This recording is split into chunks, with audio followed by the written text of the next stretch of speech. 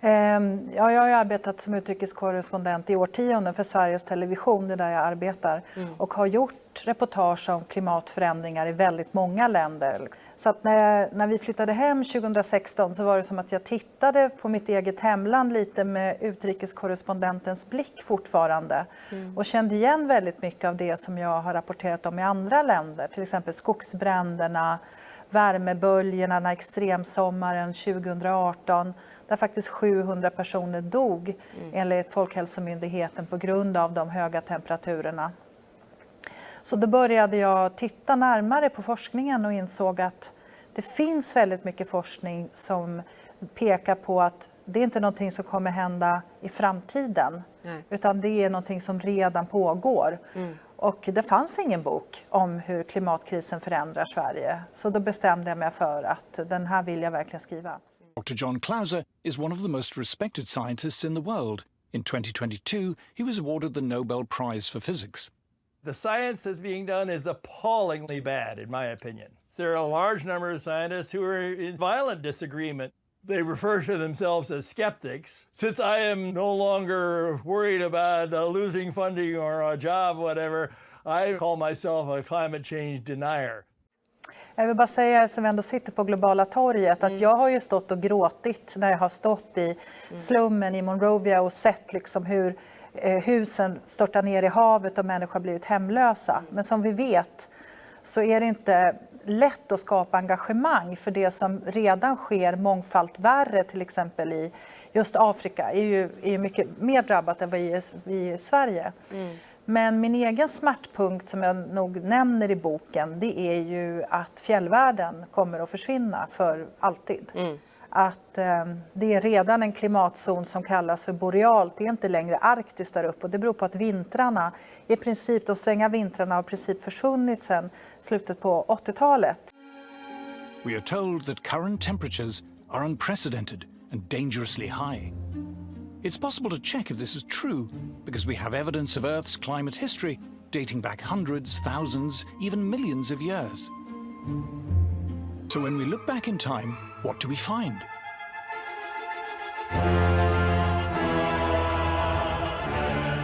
For 200 million years, dinosaurs roamed the Earth. An Earth marked by fertile, dense forests, teeming with life. And at no time during those 200 million years were temperatures as cold as they are today. If you go back, let's say, 200 million years, it was maybe 13 degrees warmer than it is now. So, on the geological perspective, this is not at all unprecedented. For the last 500 million years, temperatures have varied greatly. But for almost all that time, the Earth was much, much warmer than today. Compared to the last $500 million years, the Earth right now is exceptionally cold. In fact, there are very few times when it's been this cold. We're relatively cold. Maybe not quite the coldest it's been in 500 million years, but pretty close to it. Ja, Mälaren var ju en gång i tiden en vik av Östersjön och snörde sen av. Men nu så i takt med att Östersjön kommer att höjas ungefär upp till i höjd med lite norr om Stockholm. Norr om Stockholm och längre upp så är det fortfarande så att landhöjningen går snabbare än havsnivåhöjningen. Men här sitter nu länsstyrelserna runt Mälardalen och verkligen jobbar med scenarier där det i princip bara kommer vara 10-20 centimeter som skiljer åt och med risker för översvämningar då förstås i Mälardalen och de jordbruk och fastigheter som ligger också för nära vattnet runt Mälaren. Over the last 50 million years, temperatures steadily declined, plunging the Earth into what geologists call the late Cenozoic Ice Age. We are still in that ice age. The reason there's all that ice on the poles is because we're in an ice age. Everybody knows that who knows anything about the history of the Earth. This is an ice age. We're at the tail end of a 50 million year cooling period and they're saying it's too hot. Alltså jag tror att den här tekniska utvecklingen kanske inte går stegvis utan den kan gå språngvis fortare än vad vi har tänkt oss. Och det finns just nu ett väldigt spännande exempel på det ute i Västeuropa. där kolet håller på att kollapsa som kraftkälla, energikälla. Jag har rest runt nu i Portugal, Grekland, Spanien och sett hur enorma kolkraftverk har ställts av och stängts ner långt tidigare än vad regeringen hade planerat för. Och det beror på att det har blivit väldigt dyrt med kolkraft på grund av att EU har höjt priset på utsläpp med handelsrätter. Det är det ena. Och det andra är att vind- och solenergi har blivit mycket billigare, snabbare än vad någon hade kunnat föreställa sig. Så en sån utveckling inger ju hopp. Men fortfarande är det ju så att det planeras nära 1000 nya kolkraftverk, framförallt i Asien. Sammanbrottet av liksom det internationella samarbetet eftersom att USA har lämnat, Brasilien är inte med, Indien är visserligen med men är väldigt så att säga, tydliga med att de prioriterar fattigdomsbekämpning och måste fortsätta med kolet ett tag till. Och det finns ju en aspekt i att det är väldigt bråttom. Vi har kanske 10 år på oss att helt sluta med att använda fossila bränslen om vi ska klara att uppvärmningen inte blir högre än 1,5 grad. Många forskare menar att det är redan kört. Past 10,000 years, fortunately, we've been in a slightly less cold glacial minimum, known as the Holocene. With milder weather, humans began to emerge from their caves, and several thousand years ago, we see the rise of the first great civilizations, in a blissful period which, according to many studies, was considerably warmer than today. This is known as the Holocene climate optimum. It was called an optimum because people thought that warmer was better. Since then, temperatures have declined and begun to fluctuate. In Roman times, there was a blissfully warm period, followed by a brutal cold period in the Dark Ages. Then came the balmy medieval warm period, according to many studies as warm or warmer than today, followed by an especially cold period known as the Little Ice Age, possibly the coldest in the last 10,000 years. And here it is, the Roman warm period, the cold Dark Age, the medieval warm period, and then the very cold Little Ice Age, from which, for the past 300 years or so, we've been recovering. Alltså jag tror att sådana rörelser som Fridays for Futures, också Extinction Rebellion och så, de sätter ju ett press på politikerna. Men gör det också, tänker jag, lättare för en del politiker att agera för att de känner att de har ett stöd. Det har jag hört klimatförhandlare säga och också en del politiker. Och de här ungdomarna som nu är förenade i den här protesten globalt, som är unik. Det har aldrig funnits en global klimatrörelse där man har kontakt med varandra. Och det är ju tack vare sociala medier förstås.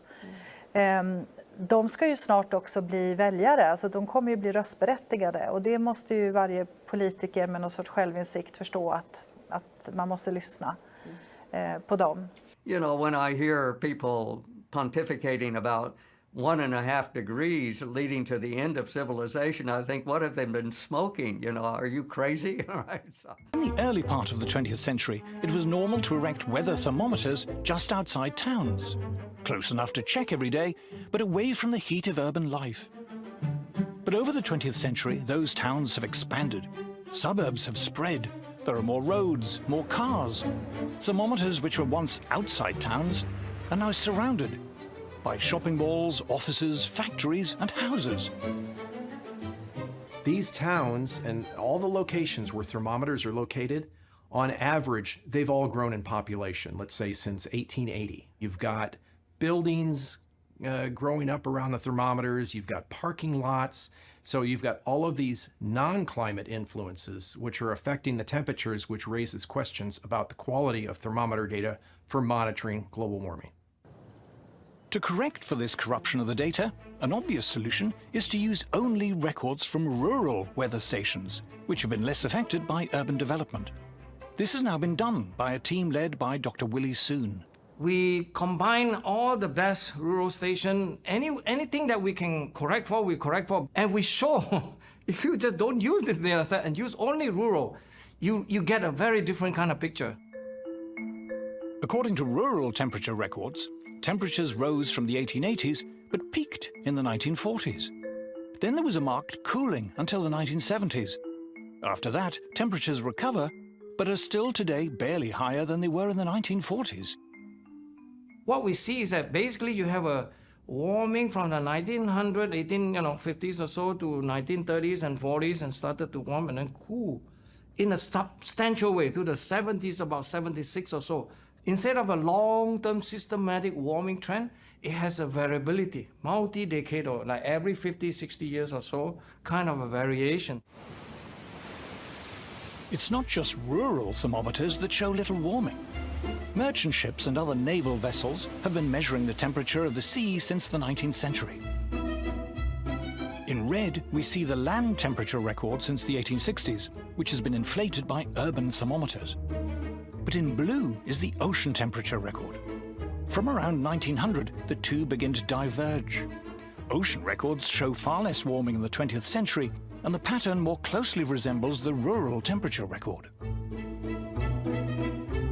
Sea is not supposed to be, quote-unquote, contaminated by urban heat island effect. Am I right? Yes? So when we compare the two records, within the range of uncertainty, this behavior actually fits. Scientists have also studied temperature change by looking at tree rings, which again shows very little warming. There's a gentle rise till the mid-20th century, a cooling to the 1970s, followed by a mild recovery. Once again, it shows temperatures today are barely different to those of the 1930s and 40s, and the pattern closely resembles rural temperatures. Det är två saker. Det ena är att coronapandemin är bara ett genrep inför det som väntar oss. Eftersom pandemier kommer bli vanligare i en varmare och blötare värld. Men det andra är att det är väldigt uppenbart att jorden eller världens befolkningar väldigt snabbt kunde ställa om till någonting helt annat. Och att det också plötsligt fanns väldigt mycket pengar. Our satellite data begins in January of 1979. That's when we have complete global coverage. And we have it right up to the present.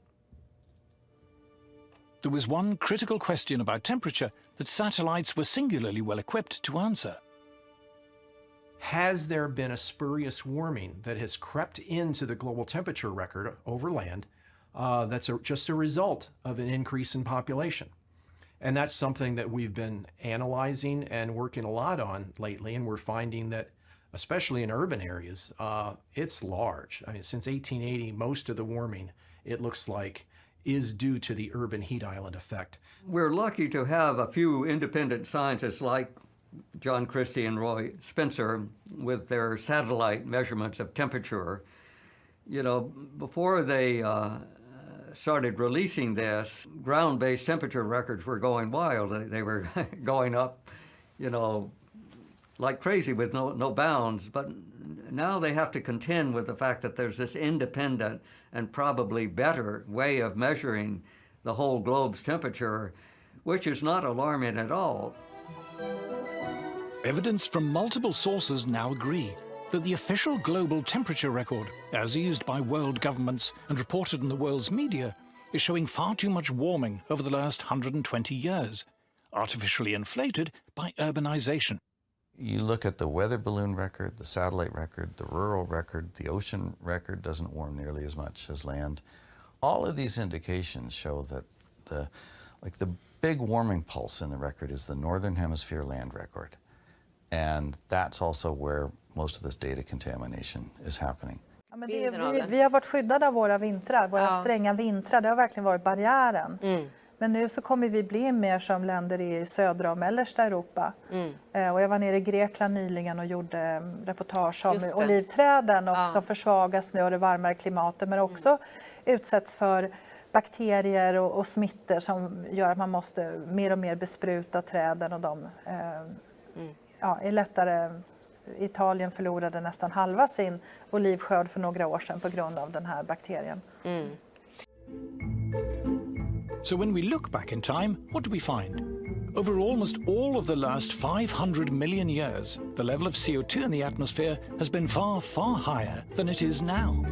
Even with modern industry's contribution to CO2 levels, by geological standards, the level of atmospheric CO2 today is close to being as low as it has ever been. At present, we have about 400 parts per million. 50 million years ago, it might have been 2,000 parts per million. So a much, much higher concentration of CO2. I think current estimates of global CO2 is 423 or so parts per million today. If we look through the Phanerozoic, the last 550 million years, we would see CO2 on the order of 7,000 parts per million. CO2 is plant food, and the result of much higher levels of atmospheric CO2 in the past was a much, much greener world. Periods of elevated CO2 tend to be time periods of a huge biodiversity on the planet. In fact, we're in a CO2 famine if we look over the last 550 million years. Men det är redan ett problem. Vi har ju varit väldigt privilegierade i Sverige. Och ett av exemplen i min bok är just att jag var på Gotland där lantbrukare nu har grävt och anlagt bevattningsdammar för att kunna ha vatten och för att liksom säkra skörden och så, vilket jag aldrig trodde att jag skulle få se i Sverige. Nej.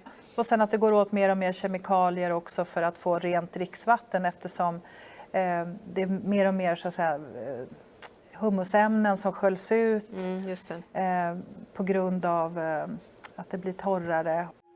At the depths of the most recent glacial maximum, the amount of CO2 in the atmosphere sank so low, all life on Earth came close to extinction.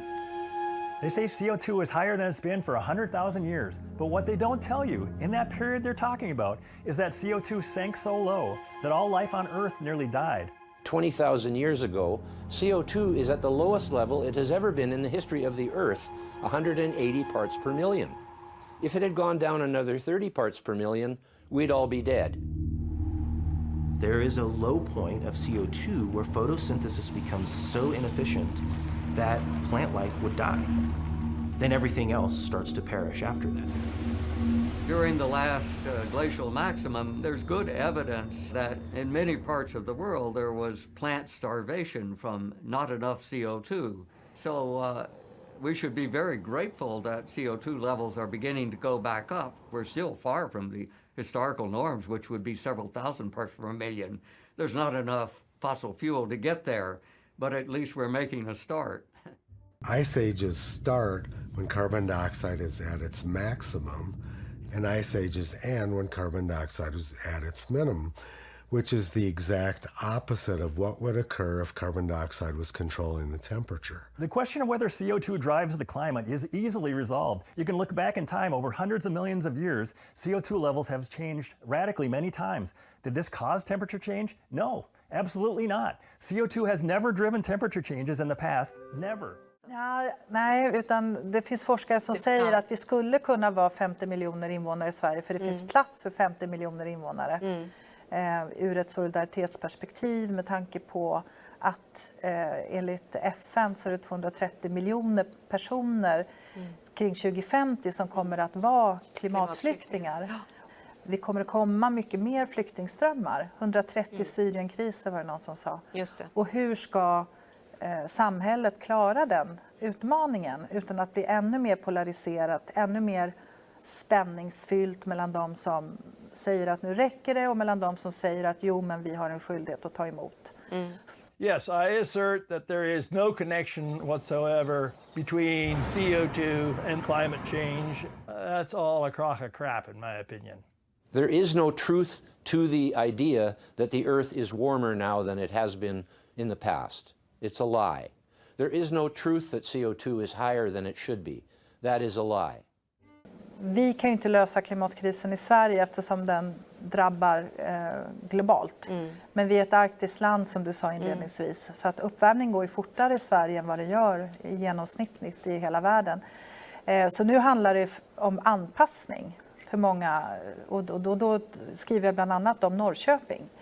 Som upptäckte att värmeböljan gjorde att trafikljusen slogs ut. Skyfallen gjorde att deras IT-servrar slogs ut så att kommunen tappade sitt IT-internet. Sjukhuset var väldigt hotat av en skogsbrand. Det var väldigt nära att evakuera alla patienter för några år sedan. Så att de bygger om hela Norrköping nu med blicken på hur ska vi skydda medborgarnas liv. Scientific research in the United States tends to be dominantly funded by government grants. And so whatever government grants are offered sort of determine much of the science being done. It was during the Cold War that many government research bodies were set up. But the end of the Cold War and pressure on government spending has left many of them struggling to justify their continued funding. The United States Congress only funds problems, okay, research into problems, whether it's money that goes to NASA or NOAA or National Science Foundation or Department of Energy or any other alphabet soup, organization. It's always been a problem to support your research or your existence, or raison d'etre. And so climate was a godsend. If Congress is willing to pay you to find evidence of global warming, by golly, as a scientist, we're going to go find evidence of it, because that's what we're being paid to do. And guess what? If you don't find evidence, or say the evidence suggests it's not a problem, your funding ends. This totally corrupts the way we look at the science. Man sitter med klimat- och sårbarhetsanalyser i varje kommun i Sverige idag och tittar på sin kommun med helt nya ögon. Men vi är ett rikt land, så att vi kommer ha råd att göra de anpassningarna. Du frågade vad man kan göra civilsamhället gentemot våra folkvalda. För det är ändå de som måste ta de här väldigt tuffa besluten som krävs för att vi ska hinna göra omställningen. Journalists were writing about the coming ice age. It was on the cover of Time magazine. In the 1970s, the new ice age was the big story. And how about since the 1970s? According to computer climate models, over the past half-century, rising CO2 should have led to this increase in temperature. But according to multiple satellite and balloon measurements, what actually happened was this. Well, what we found from the satellite data is that the global atmosphere is not warming up as fast as the climate models say it should be. There's a couple dozen climate models now that have been worked on for decades. Billions of dollars, tens of billions of dollars have been invested in these climate modeling efforts. And we find that, generally speaking, virtually all of the climate models produce too much warming over this period since 1979 up to the present. Now, even if we say the surface thermometers are correct, they still don't produce as much warming as most of the climate models say there should have been, let's say, in the last 50 years. The models, individually and even collectively, when you average over all of them in so-called ensembles, they don't get it right. You can already see that the main support of the climate alarm movement, which are these enormous computer models, they're clearly wrong. They don't agree with what we observe. They're all running much too hot. They don't get the geographical distribution of temperatures anywhere close. They don't get El Nino, La Nina cycles. They're just nonsense. Klimatförändringarna sker här och nu och det är bråttom. Vi behöver handling nu för att Sverige ska lyckas med sin del av klimatomställningen. Klimatförändringarna är skapade av mänsklig aktivitet och hotar samhällen världen över. Det är bråttom för hela världen att börja ställa om sina samhällen och börja minska sina utsläpp. Och det bekräftades av framgångarna på klimattoppmötet i Dubai. Och det bekräftas inte minst av forskare och IPCCs klimatrapporter. Men det är inte bara bråttom att ställa om samhället för att undvika temperaturökningar och extremväder. Det här är också en fråga om svenskt välstånd och om Sveriges position som industriland. Start building this enormous population whose job is to manage the crisis, and also explicitly to make sure that people are alarmed about the crisis, because this whole industry depends on the existence of the crisis. People like me, our careers depend on funding of climate research. This is what I've been doing just about my whole career. This is what the other climate researchers are doing with their whole career. They don't want this to end. There are not just now billions, but there are trillions of dollars at stake. There's a huge amount of money involved. This is a huge, big money scam. A lot of people's livelihoods depend on it. They're not going to give that up. If suddenly the notion becomes apparent that this is not such a problem, you're going to see that as an existential threat. Du har bokat din biljett till Bryssel i god tid. Vad är det du vill hinna fram till? Jag har förstått det som att du åker redan idag. Ja, nej men jag vill sitta i EU-parlamentets miljöutskott. Det är där man tar de stora klimatbesluten. Och vi ska ju ta besluten som för oss bort från fossilsamhället. Som avvecklar användandet av kol, olja och gas under de här kommande åren. Jag vill vara med och ta de besluten. Det är det jag har pratat om på varje valmöte och nu är det dags att börja jobba med de här sakerna. Och vi börjar egentligen förhandla om det redan imorgon. Hur grupperna ska se ut. Sen så småningom vilka som ska sitta i vilka utskott. Vilket inflytande vi ska ha och så vidare. Och vi kommer ju åka dit stärkta. Vi kommer att åka dit stärkta av dubbelt så många mandat från det svenska vänsterpartiet. Men också att den nordiska vänstern har gått så otroligt bra. Det är ju en skräll. Inte bara i Sverige utan i Finland och i Danmark. Socialistiskt folkeparti i Danmark, Vänsterförbundet i Finland. Att rödgröna partier är de stora vinnarna i de 3 nordiska EU-länderna. Och den är större den här skrällen än vad vi såg komma. Vi kunde ju drömma om att vi skulle gå fram mest av svenska partier men nu har vi gjort det. Activists are even calling for any skepticism to be criminalized. In certain jobs and professions, it is now dangerous to express dissent on climate. It's no surprise that people who are more skeptical will think twice before voicing their concerns because they might risk their careers, they might risk their business, they might risk being sacked. If you're a professional of any kind in science or law or medicine, if you belong to a professional association or you are in a university, you can be fired for saying what you believe. The consequence is a censorious, authoritarian regime that has to control every move, every word, everything you want to do, because everything you do is a potential risk to the survival of mankind. People are dying. Entire ecosystems are collapsing. We are in the beginning of a mass extinction, and all you can talk about is money and fairy tales of eternal economic growth. How dare you? But climate alarmists have a problem. Many countries in Africa and across Asia are simply ignoring the environmentalist demands of Western governments and international agencies. Communist China is estimated to be building an average of 2 new coal power plants a week. China now uses more coal than the rest of the world combined. Which is one of the reasons why this whole climate agenda is falling apart, because the rest of the world is not cutting emissions, is not moving to renewables. In the West, too, for many people, climate alarmism is wearing thin. Ordinary people are not stupid. They have seen one ridiculous claim after another fail over and over. What this does is leave people with a profound and justified cynicism about what the scientific establishment says and about what the government says. To fix the climate crisis, we're told, we must give up our cars. We must pay more for fuel, heating, clothes, food, fly less, limit where we go. This attack on mass travel, mass tourism, mass consumption holds little appeal to the masses. People have started to realise it's going to cost them a lot of money to simply live the lives that they weren't leading, that they want to lead.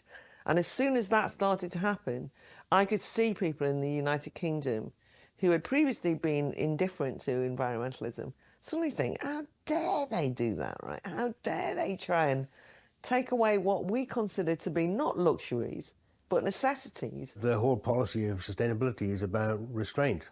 It's about restriction, it's about doing less. And that, obviously, for most people is anathema to their everyday needs. The fact that there is actually an ideological movement of people who think that cheap mass production of whether it's houses or anything else is a problem. I mean, for God's sake, no wonder people become disdainful of the kind of middle-class outlook of environmentalism. But that is literally what people say. How can we stop people buying cheap things in shops? When climate protesters climbed onto an underground train in London's East End, they were not cheered on by working commuters. They were hurled abuse, pelted, angrily dragged off the train, and received rough treatment on the platform. If you were to go into a pub frequented mainly by what the Americans call blue-collar workers, you will find that being sceptical about climate change policy is not going to get you thrown out. Quite the contrary, somebody will probably buy you a drink. They can tell that behind all the talk about climate emergency, climate crisis, what there actually is an animus and a hostility towards them, their lifestyle, their beliefs, and a desire to change it by force if necessary. Punitive and restrictive policies, carried out both in the name of climate change and COVID, have sparked protests in Britain, Canada, and other Western countries. Anti-establishment politicians and movements are gaining support. What they underestimated was the fury that this would meet with ordinary people who just say, you can't do this, so you suddenly get this new movement. Many working people are not merely sceptical, but positively angry about the climate alarm and all that flows from it. There is a suspicion, or perhaps realization, that climate change is an invented scare, driven by self-interest and snobbery, cynically promoted by a parasitic, publicly funded establishment hungry for ever more money and power. An assault on the freedom and prosperity of the rest of us.